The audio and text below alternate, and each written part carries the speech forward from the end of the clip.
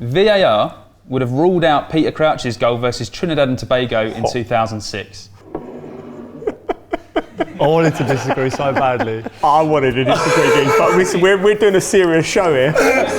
You can't go pulling dreadlocks at a World Cup.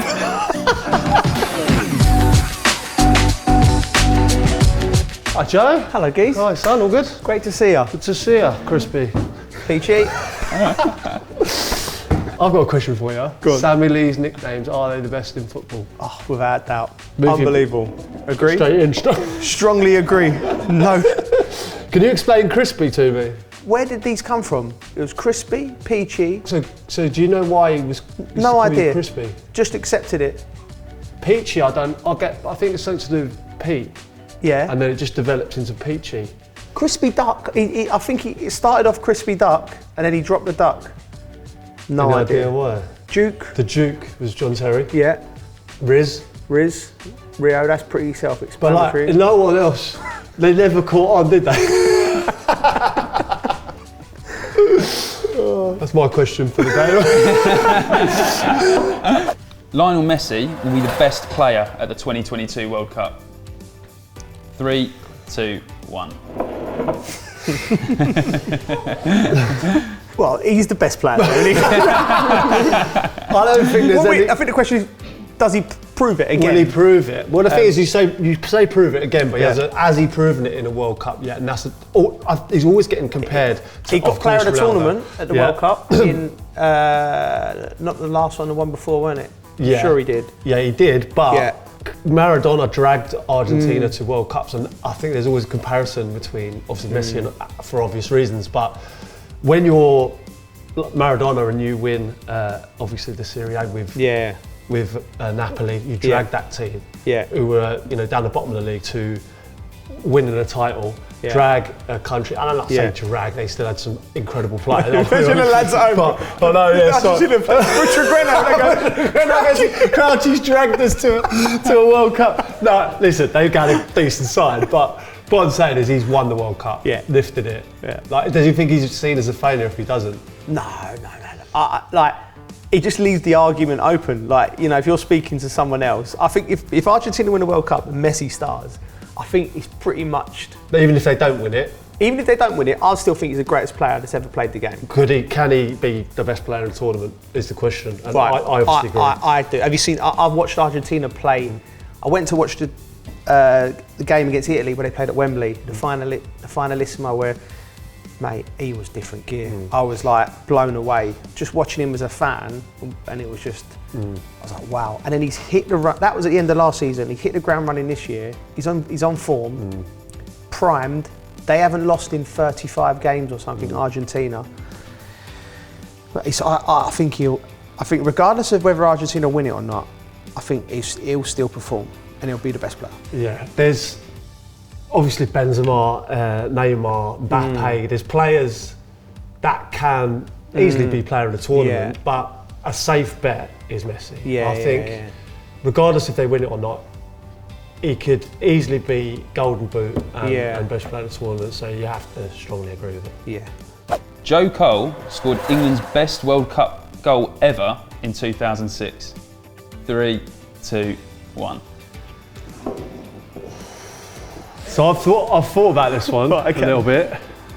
Like David Platt springs to mind against Belgium, just because of the moment. 1990 for me was the best World Cup. But I'm taking the point of the game out of it. I'm looking at the goal. Gazza's goal was in Euros '96, which was probably the next best one. Michael Owen's World Cup goal against forgot about that one. I'm sticking with it. Thanks, mate. Michael Owen. But I think if you take out all the scenarios, like Michael being 18, Michael's was better. Forgot about that one. What's it like to score a World Cup? It was amazing, and it wasn't a goal that I would usually score. I would never shoot from that distance. It was just before half time, and the ball just set up, and I'm just thinking to myself, because we used to practice this. I remembered practicing at Chubberleaf. Paintbrush. The paintbrush, exactly. The old school terminology. Right, lads, we're going to do the paintbrush now, and the coach would get it, and they'd throw it to your chest. Then you'd take a chest, pop it up, and and the goalkeepers hated it because they could never, because you put the spin on it, they can't judge it. It gets the dip. So I thought, just before half time, well, it felt just before half time. I thought, right, I'm going to have a pop here, and just if it goes in the stands, it goes in the stands. But you just for a good connection, good, and as soon as I hit it, I thought, oh, that's got a chance. That's got a chance. Just dipped in, and it went in. And I think you was the first one to me, but you was at the far post. So that's probably the quickest you've run in your career. To get to me to that corner. I actually went out, it was actually my assist. Yeah. It goes down as an assist because I was the last England player to touch the ball. I headed it into nowhere, they cleared it, and then you did that, so I'm claiming it. Whenever I'm at my pals and we're sitting there, and then someone will come up and go, "Oh, Joe, what a goal! I was there at the stadium," and then just go, "Living off that. He's living off that." When you gonna do something different? And then you can see the people when they come up going, "God, his mates are really horrible." VAR would have ruled out Peter Crouch's goal versus Trinidad and Tobago in 2006. 3, 2, 1.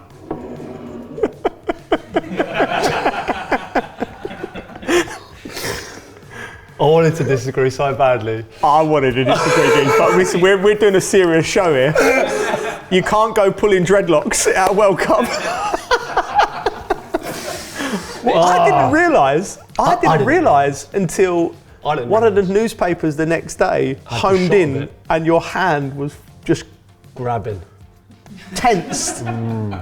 I'm not proud of it, but I genuinely had no clue. Like they asked me in interviews after, do you think it should be disallowed? I was like, why?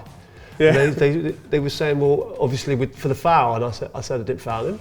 Yeah. I had no clue. Like when you're in the moment like that, let's be honest, we were struggling a little bit. Bex, it was a perfect cross, wasn't it? And I thought I can get above him here, and I could feel him coming up, so I just grabbed something and just tried to like get leverage. You know, I thought it was a bit of his shirt, and I thought, I'd always jump like that. You always try and get a little bit of leverage, but obviously I thought it was his shirt, and I thought no one saw it. But looking back, it was definitely his hair, and his like neck was back.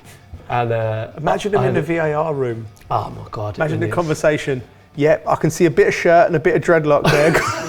He's definitely ruled it out. But Brett Sancho, I always remember his name, right? I met him recently. He did, obviously, the lad who was defending against me. And he was the Minister of Sport for Trinidad, believe it or not. Right. He went on to be that. As I was chatting to him. Well, it was awkward, because I got told by Cameron Jones at Stoke, by Dwight York, that to never go to Trinidad. I was like, what? Why? And they said, obviously, we were doing really well against England. It went to 70 odd minutes, didn't it? And it was 0-0. And then obviously that happened. And I'm not well liked there. And I get it, but he was obviously, he's quite high up there and stuff, and he invited me to the Trinidad Carnival. Yeah. Really? So, but could that be a setup? I know. Could be a setup, but a lovely fella, and he forgave me, which is nice, because let's be honest, it was a foul. Yeah, it was a foul. Sven-Goran Eriksson was underrated as England manager. 3, 2, 1.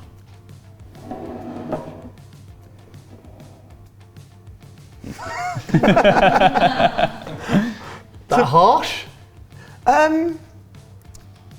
Underrated as England manager? Underrated. Well, he gets a lot of stick, doesn't he, Sven, at the end of the day, and we still went to three. He went to 3 quarterfinals, and we went out in 2002. We went out to the winners.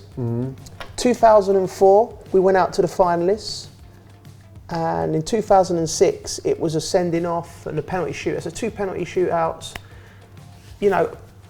I understand when we get asked the question all the time. I break it down, and there was a lot of things that Sven didn't, I think with hindsight, didn't do well enough tactically. We could have been a bit more creative, but there's a lot of things at that era. He dealt with the press incredibly well. You remember he obviously, he's let's say he's what happened, Joe? Let's just say,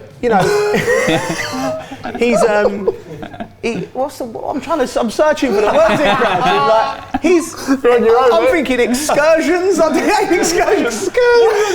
Extracurricular activities. Extracurricular activity outside of his professional activities. Yeah, nice. You know, I think a lot of managers could have flapped at that. There's a lot of pressure. Remember the media at the time? I loved his reaction to it. His reaction was so smooth. He just called a press conference and basically said, guys, this is my private life.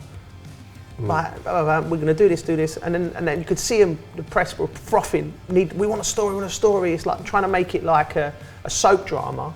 And I think he calmed everyone down. Do you know? I think that took management. So that's why I think he was underrated, because it was a tough era actually. I know we're great players, but there was some things that he done well. The only reason I'm disagreeing is because if you say about like dealing with pressure or being dealing with the stick that he got and managing so many top players with egos, then obviously I'm strongly agree. But like underrated as a manager, I don't think he was underrated as an England manager. No, I think he did well. He gave me my debut, you know, I won't have a bad word saying it. He was brilliant for me, personally. But do I think he was underrated? No, I think he got to the levels that we should have got to. You know, and I agree with you. When you get knocked out by Brazil, you get knocked out by top sides. Maybe that was as good as we were. You know, we forget sometimes how good the other teams are. Ronaldo, Rivaldo, Ronaldinho. That's not bad, is it? You know, and we only went out to a free goal. Yeah. You know, this is our calm. I mean, we went out of the World Cup in 2002, and I was a youngster. I was like 20, and so after the World Cup, you're cooped up for 4 or 5 weeks, doing, you know, you don't have a drink, whatever, and we was allowed to have a drink in the bar. So some of the lads were really disappointed, exhausted mentally, with their family, the older boys, and there was a group of 7 or 8 who you was. I was in that. You would have been in the group, and we were just drinking. It got to like carrying on. You know, you release all the tension. It's done now. We're out of the World Cup, and we drink it up. Everyone's right. See, we're going on holiday. Ended up like 4 in the morning, and I ended up with no shirt on and one of them Jester's hats on. You know, the ones that the fans have. Don't know how I found it. Thought I better go to bed now. We're on the plane in 3 hours. So as I come down the thing, I'm on the lift and the doors opened and it's Sven and Nancy, and I'm thinking like in the moments where you're like, well, so you got no shirt on and a Jester's no shirt and a Jester's hat on, like just been knocked out the World Cup. I thought I'm never going to play for England again. This don't look good. And I thought, I'm going to commit to it. I'm just going to be like, just front it. For some reason, gone, way! And then both of them got in the lift, way! What? We had a little. I didn't know about this. Yeah, and then I carried on to my room. I went, oh, great, boss. We had a little chat. And I went, good night, bang. Not mentioned again. Now, on the other hand, I fast forward to 2010, and that's Capello. How would that have gone down? I think he'd have just headbutted me.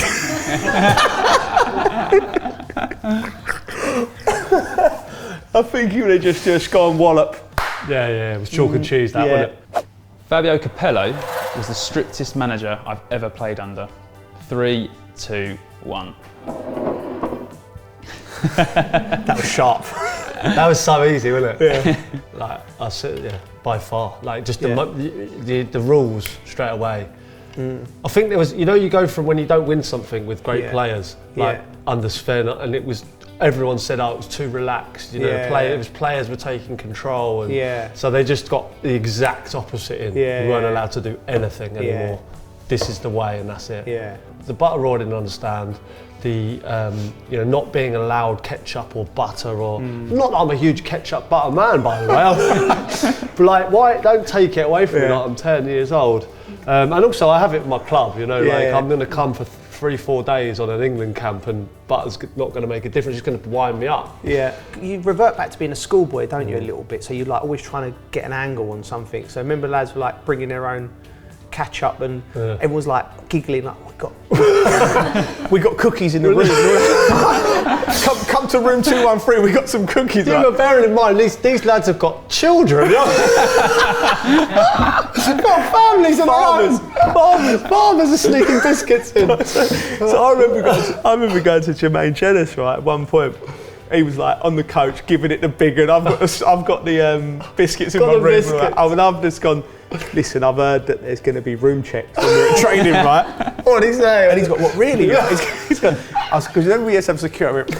Apparently, like, he's fuming. He's heard the lads are like bringing in like contraband.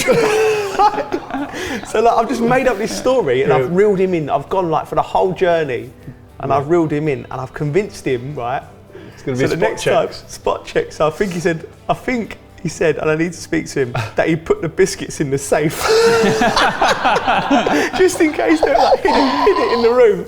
And I was just like, fully grown men. It's absolutely ridiculous, isn't it? Peter Crouch's team of players he played with would beat Joe Cole's team of players he played with. 3, 2, 1. I've played at a lot of clubs. That's good. To be fair, I reckon 5 or 6 of the players would be the same. Yeah. If we're talking England as well. Yeah. The ones we'd have both, Stevie G. Yeah. Well, let's go for it, right? I think your keeper beats one. I think what you do, Petr Cech. Yeah. I don't think I can beat that. I think really? Pepe Reina, David James. Yeah. Petr Cech's an all-time great, isn't he? Yeah. Centre halves, I'll go JT.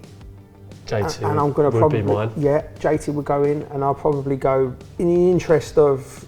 I could have gone Carvalho, Gallas, but I'm going to go Rio above them two.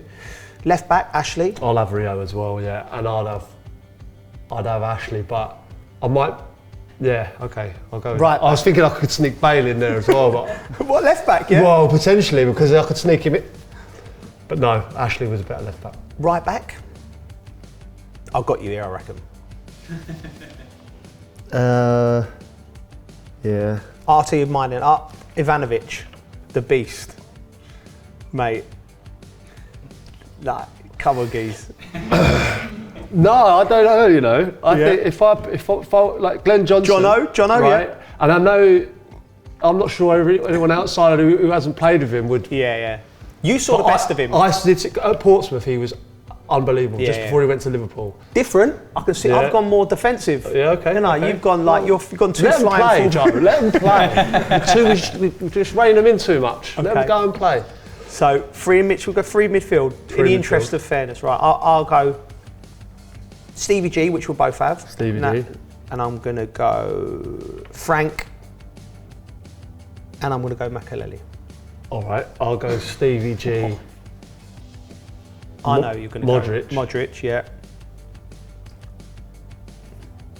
I don't know whether to go Frank because that beats yours, doesn't it? yeah. Tactical. Plotting it. Modric, Frank, and Stevie. Yeah, I think I would say. No, hold on. I'm going Modric, Stevie, Xabi Alonso. Yeah, I think you beat me. Yeah. Right, so let's we go forwards, top. right. This is. We're 3 up top here. 3 up top. Drogba. Okay. Drogba's my number 9, just simply because the amount of games he'd win you by himself. Like, and every centre half I spoke to, he'd give him a nightmare. So Drogba's my number 9. What about you? Best number 9. The difficult one, this. Torres. Because I played with him when he was destroying teams. Yes.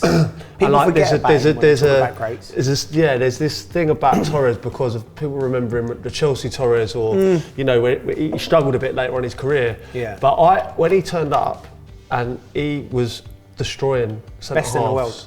Best in the world. Top centre halves as well. Like this is an age where I think now the centre halves we had in our era were a joke and he was destroying people. Yeah. So he was the best I've seen. I think I'm going to go off the left. I'm going to go Eden Hazard. Played with him at Lille. What a player. I would go far to say I think he's the best player I've played with. Really? Yeah, unbelievable. And he was a kid. Really? I couldn't believe what I was seeing. I couldn't believe it. He got left out of the team once because he never trained properly. And the manager, Rudy Garcia, brilliant manager, left him out of the team and he was the hero there. And he thought, he just turned, right, I'm going to train properly today. And we had 11 aside. I think he scored 4 goals. He scored the best goal I've ever seen on a football pitch. It got him angry. I've never seen him angry. But why didn't he train properly though? I just think that was him.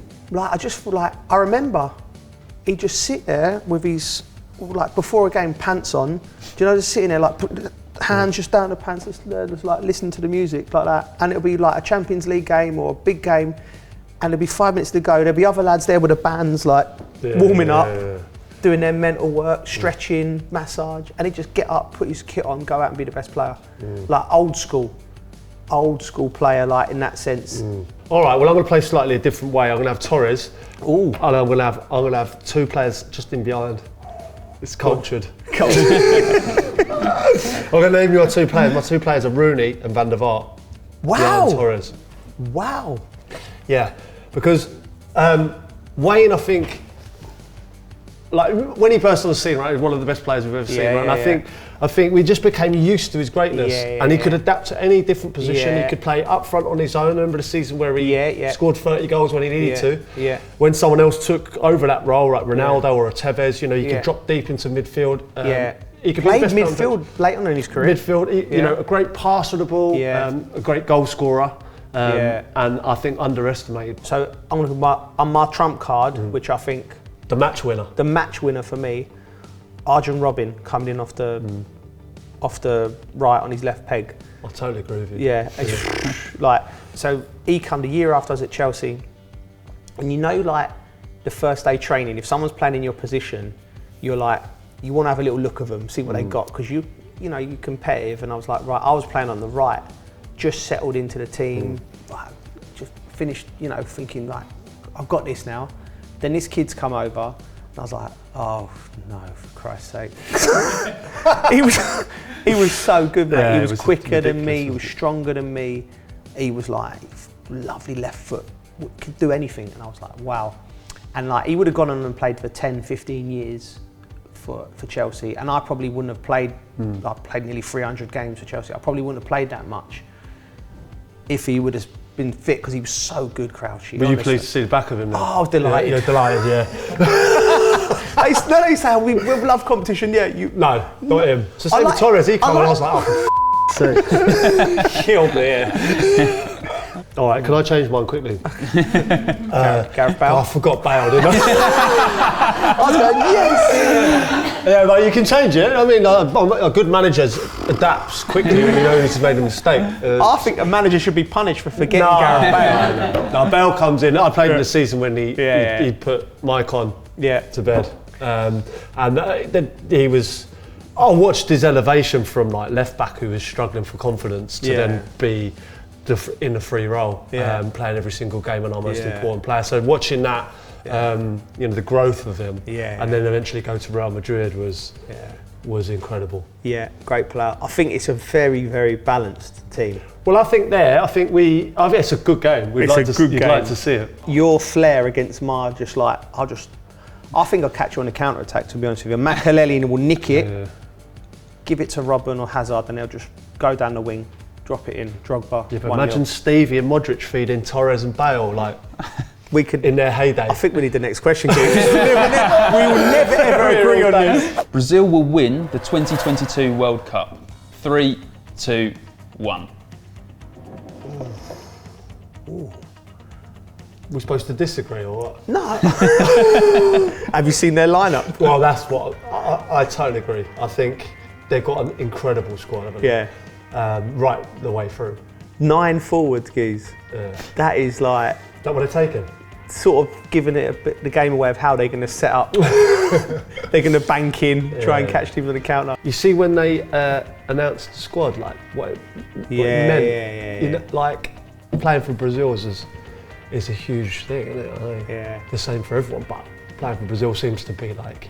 Playing for Brazil is the one, like that, for me, like, you know, like you see players, you get 100 caps for certain countries and that, but to get a cap for Brazil, especially if you're a forward, you know straight away you're one of the elite players in the world, like Vinicius, Neymar, Jesus. Like, the only one that was a surprise for me, not a surprise because I love him, but Martinelli, because he's just, I think that one there, they're bringing him, especially because they've got 8 other forwards. I don't think he'll play much, but I think the next tournament he could be the star. You know, think about Neymar's getting on a bit, and so. What a player to bring on though. You know, like if you're tired sort of in extra time, bring on Martinelli. Like that could be a game changer. Do you know what I was thinking as well? Like, I'm really confident with England. Like, I've been saying it for months and months. I feel like, I think we're going to do it, I think we're going to do it. And then just as they were reeling off the names of the Brazilians, thinking confidence was going down a bit, just losing it. I'm like, ooh, how are we going to stop him? Ooh, how are we going to stop him? Ooh, but I think we're so focused on our country, and what, you know, that you forget how strong some of these other nations are. So I don't strongly agree, because I think there's France, you know, Belgium, top England have got a chance. You know, we've got so many incredible sides. Portugal, but you can't bet against him. So. Did I see Dani Alves in the squad as well? He's old, isn't he? He's like, he must be my age. Did you play? You ever play against him? Yeah, I did. Yeah. I used to play directly against him. Unreal, like just fit, just. And the lads used to say when he used to play at Barca, he used to play like, you know, like if you played in the Champions League on a Wednesday night and then you'd have a warm down the next day, like your body was wrecked, wasn't it? And they said he'd train with the lads who didn't play, train Friday, then play again Saturday. If he's coming in on Sunday, he'd like, and he's still going, like, and he's still in the Brazil squad. Unbelievable. Yeah, that is amazing. England's World Cup campaign will be deemed a success. 3, 2, 1. Ooh. Yeah. Strongly agree. Strongly agree. But if it's a success, they have to at least get to a semi-final or final. Well, I think they will.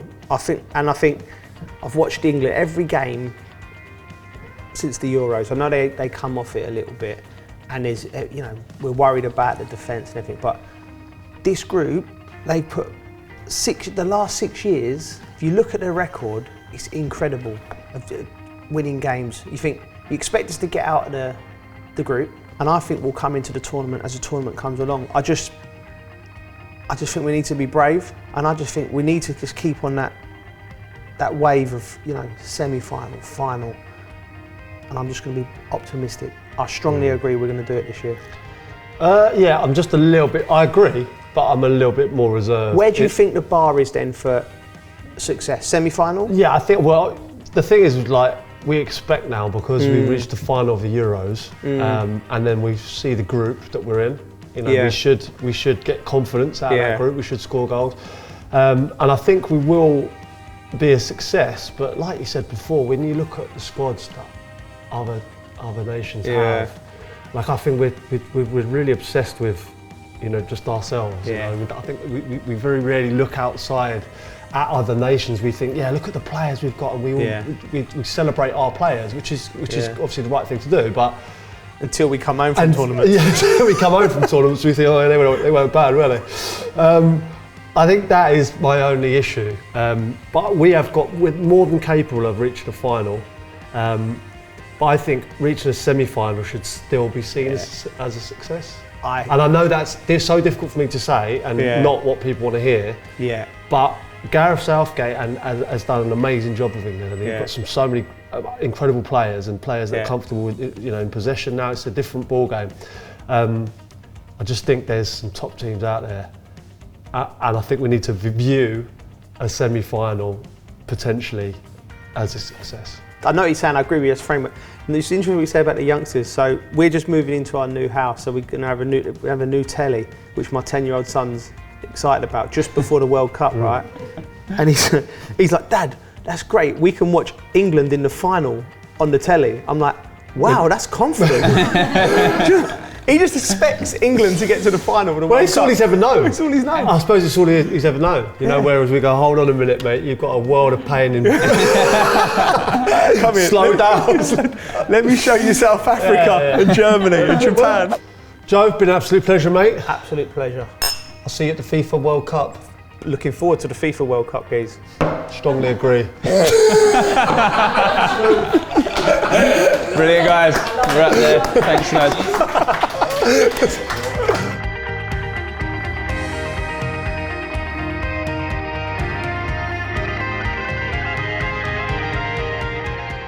It's quite funny. I remember Emil Heskey getting he was what did he do again? Oh yeah, he was on his phone in at dinner.